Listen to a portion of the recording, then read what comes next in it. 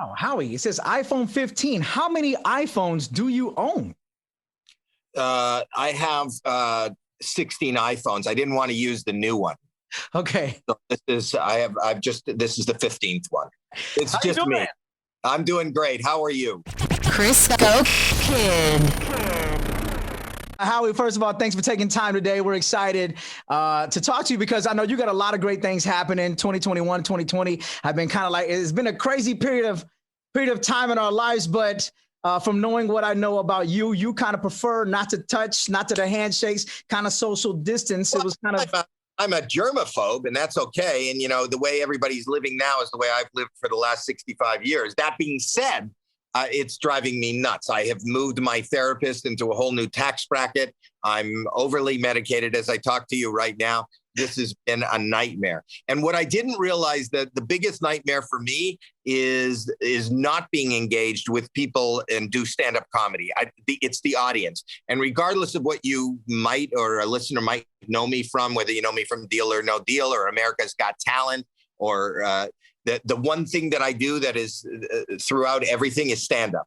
And I was doing, up until a few years ago, 300 dates a year, up to last year, maybe 100 dates a year, because I had more television commitments. But there isn't a time when I'm on stage, even doing a concert on the road, where I'll ask even afterwards for a club. Is there a club still open where I could drop in, where even 2 or 3 people are sitting there? And even here in LA, you know, after dinner, I'll drop in on comedy clubs, and, you know, just...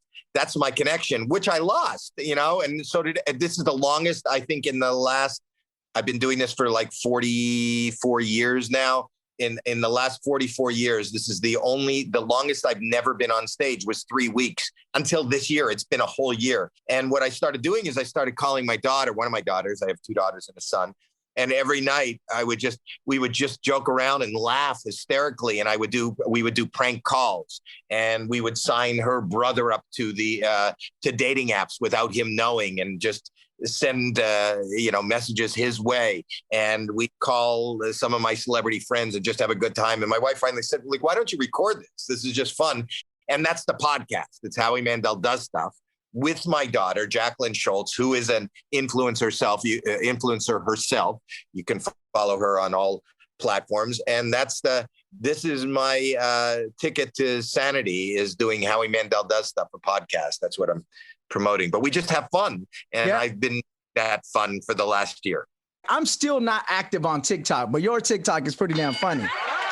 Was it a natural trying to transition to kind of move into that space and be able to use it for something? Well, I work with my kids. I work with just like the podcast is with my daughter. My son, Alex Mandel, who's also an influencer, creates content for big influencers. He's got a big company. He does it. He put me on TikTok. He's the one that said, just do what I'm doing. Just the first thing I did was this clap. If you go on TikTok, and that got 12 million hits, and clicks. And then I got, I'm up to like 8.5 million followers. I don't know how to dance. I don't really know. I'm not really handy around the house. I did a DIY, where I do it yourself. I did this ridiculous thing where I just, drew on a shopping bag. It was nothing, but there became a conspiracy theory that this was some sort of call for help. And people thought I was kidnapped. That thing got 47 million hits, conspiracy theories, so much so that somebody called the police and they had to come to my house to do a wellness check. David Dobrik, who's also a big influencer, came to just check on me. People were so worried. So TikTok has this life of its own that I'm thrilled to be part of, but I kind of don't even understand what's going on. Yeah, because it comes to mind when you're like, I am okay. Because no matter what you said at that point, the conspiracy already started rolling. You were kidnapped, you were being held against your will, and you were giving out signs. Yes. People think... it's very hard for me to stand still and not move my hands, because everything is seen as a sign on TikTok. But I'm loving it, and I love anytime I can engage any kind of an audience. I'm thrilled. So that's why I'm thrilled to be launching the podcast too. Now, have you recorded a lot of these episodes and kind of going to release them, or is this something that your fans can still be a part of? Like, is it going to be a weekly taping that? So, we built out a studio, and we've been, we do it any night, at any time, every night anyway. We just sit and talk to each other on the phone. But we're probably going to do them closer to air dates so that we can be topical in the moment of things that are happening. The things we're talking about are the same things that are happening to any of the listeners. And also we want the listeners to be part of it there'll be ways for them to call in, kind of do live Zooms, do pranks with us, be part of the pranks, do challenges with us. So we're going to involve the audience. And that's why it's imperative. I'm telling people to subscribe, not because we want so many subscribers, but you'll be notified. And if we're going live and your mother's in the other room and there's a phone, you can give me that number and we can watch something unfold in real time. Yeah, I love that. I love the concept. And this is another reason why you are like America's favorite host, from Deal to No Deal. And I just saw the clip of before, or the introduction to the Ellen show, and taking over that experience. I hosted, I fill in for those that don't know, I fill in for Ellen sometimes. I'm doing it again on April 2nd, filling in for her. But I also am 65 years old, didn't want to go out and didn't want to compromise my health. So they let me I hosted the whole show from my garage. And while we were there, there's a lot of in there that I don't use. And I had a little garage sale. So I'm going to be totally honest with you. I made over $340 that day just hosting the show. I sold a weight bench. I sold a little piece of art that I made. We sold a lamp. I sold no, I shouldn't talk about that. The lamp that I did sell the lamp, but my wife told me after I shipped it, it wasn't for sale. So, yeah. So she's pissed off about that. So I'm hosting again on April 2nd, just to try to get my lamp back. Hey, give my mom a shout out. That's her birthday on that day, man. If you could. April 2nd. What's your name? April 2nd. Chris. We'll do a happy. If you can remember. If not, it's all good. Yeah. Hey, so you also have I guess a big summer that we're getting ready for too, because you're involved in one of the biggest comedy festivals, correct? Oh, I'm one of the partners in something called Just for Laughs, and Just for anybody knows anything about comedy, that is the festival. The festival. Like if you look at even music festivals, Coachella probably runs 600,000 people through, but they're more well known. We've been going for 35 years in a 2-week period up in Montreal at the end of July. We run like 2 million people through, and people started their careers there. People like Dave Chappelle and Tim Allen and Roseanne, anybody you could think of, Kevin Hart. They've all started there.